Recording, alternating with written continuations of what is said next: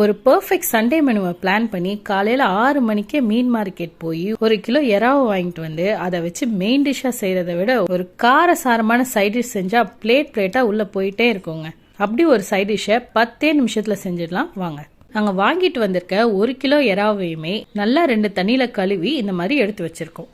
நான் சொன்ன 10 நிமிஷத்தை இப்போ 2ஆக பிரித்து ஃபஸ்ட்டு 5 நிமிஷத்தில் ஃபஸ்ட்டு ஸ்டெப்பாக மசாலாலாம் போட்டு நல்லா தடவி வைக்க போகிறோம்.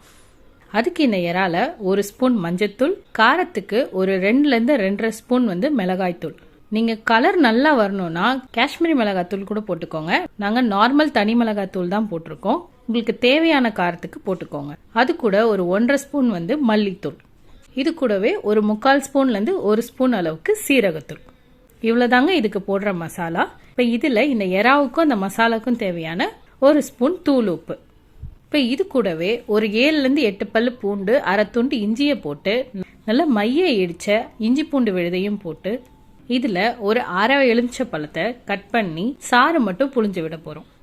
இதில் தயிர் எதுவுமே நம்ம சேர்க்க போகிறது இல்லைங்க. இந்த இறாலையே கொஞ்சம் தண்ணி விடுன்றதுனால எக்ஸ்ட்ரா தண்ணியோ தயிரோ எதுவுமே போட போகிறது இல்லை. இந்த எலுமிச்சப்பழ சாரோட சேர்த்தே இந்த மசாலாவை பிசைஞ்சாலே அந்த இறால மசாலா நல்லா சேர்ந்துரும். இதை நல்லா கையிலே பிசைஞ்சு விடுங்க. ஸ்பூன்ல பிசைறதை விட கையில பிசைஞ்சு விட்டீங்கன்னா தான் அதுல இருக்க எல்லா இறாலையுமே மசாலாவை ஈக்குவலா நம்ம பிசைஞ்சு வைக்க முடியும். இப்ப மசாலா எல்லாத்தையும் 5 நிமிஷத்துலயே தடவி வச்சாச்சு. இதை ஒரு அரை மணி நேரத்துல இருந்து 1 மணி நேரமாவது நல்லா ஊற விடணும். அப்பதான் மசாலா பாத்தீங்கன்னா அந்த இறால நல்லா சேர்ந்து வரும். இப்போ இதை நம்ம தவா ஃப்ரையாக செஞ்சுக்கலாம். நீங்கள் இதை எண்ணெயில் போட்டு கூட பொரிச்சு எடுக்கலாம். ஆனால் நாங்கள் இன்றைக்கி தவா ஃப்ரையாக தான் செய்ய போகிறோம். இது நெக்ஸ்ட் 5 மினிட்ஸ்க்கான ப்ராசஸ். இந்த ஸ்டெப் 2ல் தவாவில் ஒரு 4லேருந்து 5 ஸ்பூன் எண்ணெய் மட்டும் விட்டு நல்லா சூடாக்கிக்கிறோம். இந்த மொத்த தவா ஃப்ரையுமே ரொம்ப ஹை ஃப்ளேமும் இல்லாமல் மீடியம் ஃப்ளேமும் இல்லாமல் வச்சுக்கோங்க. ரொம்ப கம்மி ஃப்ளேமில் இந்த தவா ஃப்ரை செய்யக்கூடாது. இல்லைன்னா அந்த எறா சாஃப்டாக வராது. அதனால கொஞ்சம் அதிகமாகவே வச்சுக்கோங்க. இப்போ அந்த எண்ணெய் நல்லா சூடானதுக்கு அப்புறம் எறாவை போட்டு தனித்தனியாக எடுத்து விடுங்க. ரொம்ப மொத்தமாக சேர்த்து போட்டிங்கன்னா எறா நல்லா வெந்து வராது. அதனால போட்டுட்டு நல்லா தனித்தனியாக எடுத்து விட்டுருங்க. இந்த எறாவோட குக்கிங் டைம் பார்த்தீங்கன்னா ரொம்ப கம்மி. ஒரு 3லேருந்து 4 நிமிஷத்துலேயே இந்த எறா பார்த்தீங்கன்னா நல்லா வெந்துடும். ஆல்ரெடி நம்ம அரை மணி நேரத்துலேருந்து 1 மணி நேரம் ஊற வச்சிட்டதுனால கரெக்டாக 4 நிமிஷத்துலேயே வெந்துருங்க. அதனால் நீங்கள் ரொம்ப நேரம் ஃப்ரை பண்ணக்கூடாது. அப்படி ஃப்ரை பண்ணிங்கன்னா ரப்பர் மாதிரி ஆகிடும். இந்த தவா ஃப்ரை எப்போ பண்ணும்போதுமே மேலே கொஞ்சம் கருவேப்பிலை தூவி சேர்த்து ஃப்ரை பண்ணுங்கள். அது இன்னும் ஃப்ளேவர் நல்லா எடுத்து கொடுக்கும். இப்போ இதை போட்டுட்டு ஒரு 1 நிமிஷத்துக்கு மட்டும் இதை மூடி வச்சிடலாம். இப்போ மூடி வச்சு எடுத்து பார்த்தீங்கன்னா அந்த இறால இருக்கிற தண்ணியெல்லாம் வந்திருக்கும். இப்போ இதை திருப்பி போட்டுருங்க. ஏன்னா ஒரு பக்கம் கொஞ்சம் வெந்திருக்கும், தண்ணியும் வெளியே வந்துருச்சு. இப்போ திருப்பி போட்டிங்கன்னா இன்னொரு பக்கமும் வேக ஆரம்பிக்கும். இப்போ இதை திருப்பி போட்டதுக்கப்புறம் மூட வேணாங்க.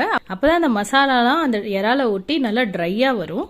இப்போ திருப்பி போட்டதோ ஒரு 1 நிமிஷம் நல்லா வேக விடலாம். பாருங்கள், கொஞ்சம் கொஞ்சமாக அந்த மசாலா அந்த இறால பிடிச்சிட்டே வருது.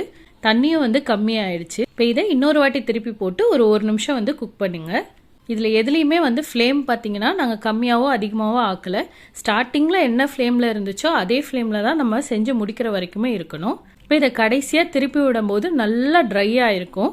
இப்போ ஃபஸ்ட்டு போடும்போது ஒரு 1 நிமிஷம் ஒரு பக்கம் நல்லா வெந்திருக்கும். அதுக்கப்புறம் திருப்பி போட்டு இன்னொரு பக்கமும் நல்லா வேக வச்சு எடுத்தாச்சு.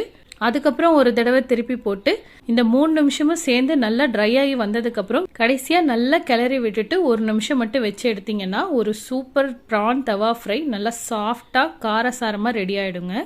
இதை இப்படியே பவுலில் போட்டு கொடுத்தீங்கன்னா அப்படியே சுட சுடவே சாப்பிட்டு முடிச்சிடுவாங்க. இந்த ஈஸியான ப்ரான் தவா ஃப்ரையை கண்டிப்பாக ட்ரை பண்ணி உங்கள் சண்டேவை என்ஜாய் பண்ணுங்கள்.